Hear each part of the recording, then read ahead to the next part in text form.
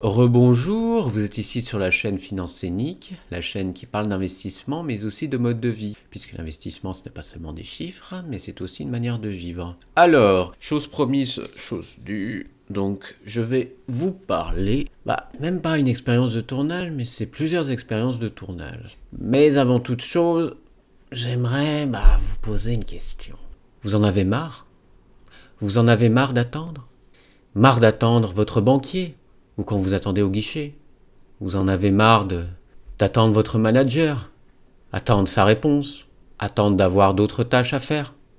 Et même, je m'adresse aux acteurs. Vous en avez marre, d'attendre dans les tournages, qui sont la plupart du temps faits par des étudiants. Vous en avez marre d'attendre, Je comprends. J'étais acteur auparavant. Mais en soi, malheureusement, c'est terrible, c'est normal. Il y a 3 grands mots qui expliquent pourquoi on attend. Là, je vais parler plus particulièrement de mes expériences. Il faut savoir que moi, j'étais comédien pendant quelques années et j'ai fait pour la plupart du temps des tournages non rémunérés. La plupart du temps, c'était avec des étudiants. Et donc, il y a 3 grands mots qui expliquent pourquoi c'est chiant les tournages quand on est acteur. La première chose, l'ennui.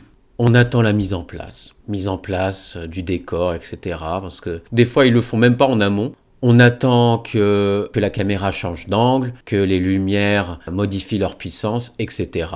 Alors, c'est vrai qu'on a plus ça dans les tournages professionnels, mais dans les tournages étudiants, vous couplez ça avec l'inexpérience d'étudiants qui ont des fois en général un orgueil très mal placé. C'est pour ça en fait qu'on attend vraiment trop. Il y a bien sûr aussi la répétition. Pourquoi la répétition? C'est vous faites toujours les mêmes scènes.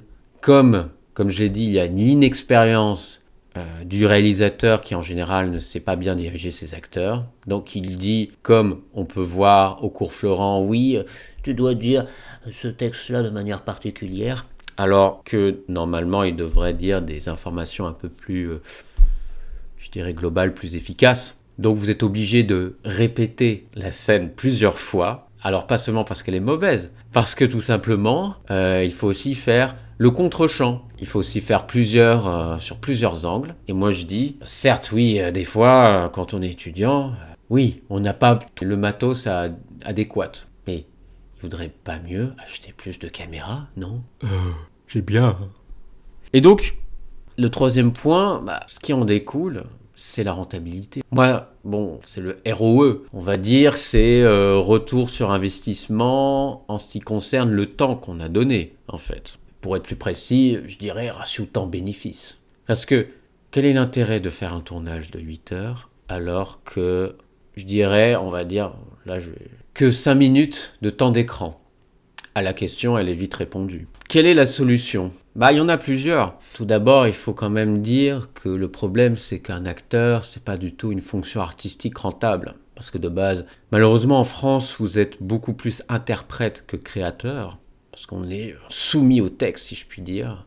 On est dépendant vers les autres corps de métier, tels que les techniciens, réalisateurs. Donc, on ne choisit pas son temps. On est dans l'attente et on est même frustré. Je trouve que c'est mieux la fonction d'écrivain parce que, en soi, vous êtes plus maître de votre temps. Vous êtes face à votre œuvre et vous créez. Et en plus, en général, vous travaillez seul. Vous êtes dans votre bureau et vous écrivez. Et donc, vous vous rendez bien compte du passage du temps et de comment votre temps est investi sur votre œuvre. Donc moi, j'ai envie de dire aux gens, aux acteurs, aux salariés, aux gens qui attendent dans les banques, investissez. Investissez parce que au moins vous vous ennuyez pas. Vous vous ennuyez pas parce que vous agissez directement sur votre vie.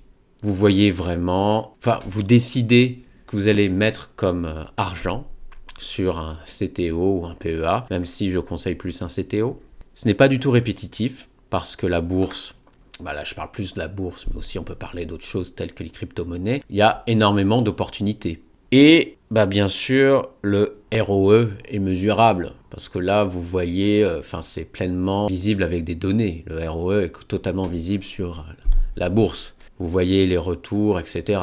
Donc, au lieu d'attendre, d'être passif et de maugréer, investissez. C'est, pour moi, je crois, une des meilleures décisions que j'ai pu faire de ma vie. Avec bien sûr le fait d'arrêter ma carrière d'acteur.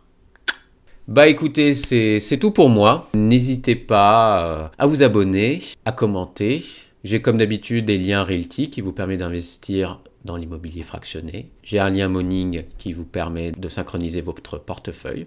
Et la prochaine vidéo parlera du PER, du ratio cours-bénéfice, parce que j'ai du mal à assimiler certains concepts de cette donnée.